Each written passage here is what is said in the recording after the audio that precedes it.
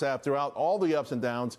Want to find out why he's bullish now. Futurum Group, their chief market strategist, Shai Balor. Hey, Shai, so we talked about the things that we went through a lot in the first part of this year.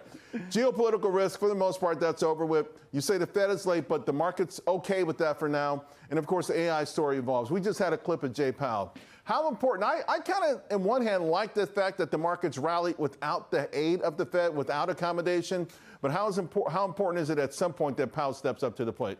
I think it's vital because, unfortunately, Powell's style is he overstays his welcome. And right now, things are humming. And if he overstays his welcome on keeping rates higher for longer, something actually might break. And I think that's going to be really unfortunate for innovation. So I think that right now, money's not waiting for Fed to cut rates. I believe that money's already coming. I think the worst kept secret is that liquidity is going to be on the sidelines until they cut rates, but that's not happening. Like, we hit an all-time high just this past week. I think liquidation is hitting the markets, and it's going to be in the trillions because guess what? A lot of institutions, like you just called out, were on the sidelines for the past 2 months, but retail bought it up, and retail's +2 against institutions. Yeah, 0. I love it. I love it. And we just had a guest, BNY, right? Or no, Cameron, I think, said she thinks that these smart money, they're going to be the ones who are going to get squeezed and actually, ironically, make the retail crowd even richer.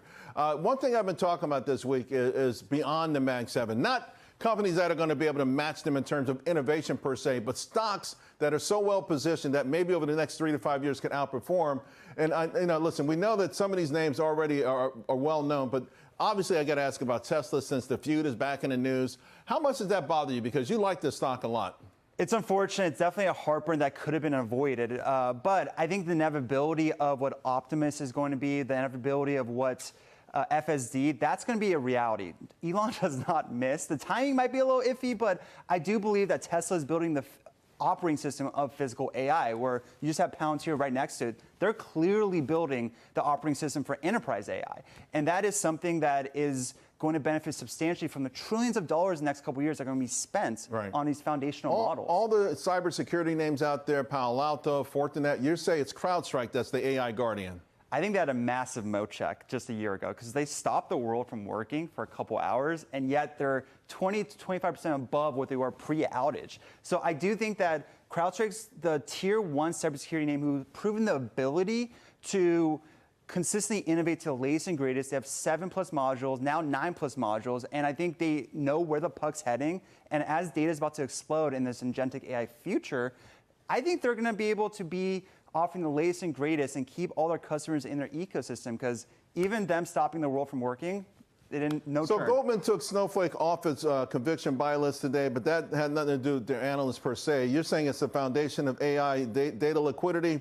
And I want to ask you about that in 30 seconds. I'll also get your thoughts on Mongo, right? Because these are names on my screen. I've traded them a lot. I haven't bought and held. Some of them are buy and held for me, but a lot of them are trading vehicles because when they miss, they get punished, right? I mean, is the caveat right now that they could still be a few bumps in the roads? For the regular retail viewer watching this show, you don't want to have a 5 or 10% stop loss and get stopped out of this thing and maybe regret it later on, do you? No, absolutely not, because I do believe that we're in the early innings of this AI game. So the bottom 3 names right there, they have a consumption model. So when things aren't going well in business spending, they're going to suffer. And past couple months, there's been a paralysis on business spending due to the tariffs, geopolitical risks. So Snowflake, for example, I think that was premature to take them off because they're just getting started on a narrative change. And data liquidity, which is what I believe they're going to be the foundation of, that's going to matter so much in the future, where if you think Palantir is the librarian of AI, Snowflake's a library. You need that clean, efficient data. And